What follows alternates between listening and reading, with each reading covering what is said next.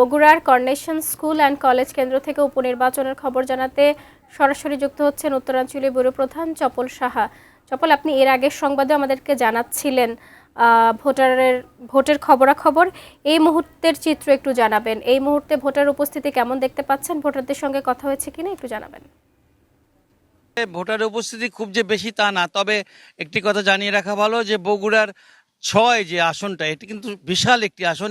এখানে কিন্তু মোট ভোটারের সংখ্যা ৪,৫৪,০৪৩ জন।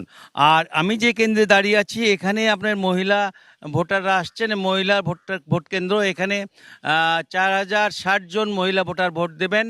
আর এই কেন্দ্রটি অত্যন্ত আমরা যা দেখতে পাচ্ছি যে পুলিশ, র্যাব এবং বলতে পারেন আনসার সবাই কিন্তু মানে নির্বিঘ্নে যেন সুষ্ঠুভাবে ভোট হয় সে ব্যবস্থা করছেন।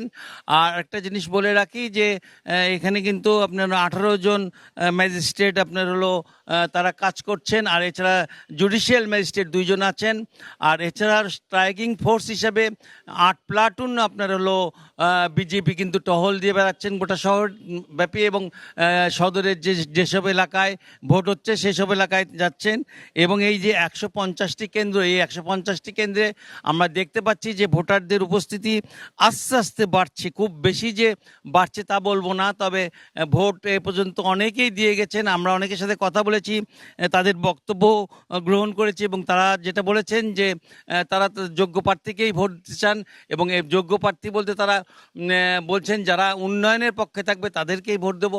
তো আমাদের বিশ্বাস যে এখানে মোটামুটিভাবে বগুড়ায় মানে আপনি বলতে পারেন যে এখানে যে নির্বাচনটা হচ্ছে সেই নির্বাচনে কিন্তু বিএনপির পক্ষে রেজাউল করিম বাদশা এবং জামাতের পক্ষে যে আবিদুর রহমান সোহেল, এই দুইজনের মধ্যেই প্রতিদ্বন্দ্বিতা হবে।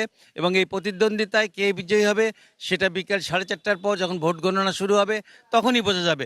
তারপরেও আমরা মনে করছি যে বগুড়ায় সুষ্ঠুভাবে শান্তিপূর্ণভাবে নির্বাচন হবে, কারণ গতকাল পর্যন্ত বেশ কিছু অভিযোগ উঠেছিল, আজকে কিন্তু আর সেটা নেই।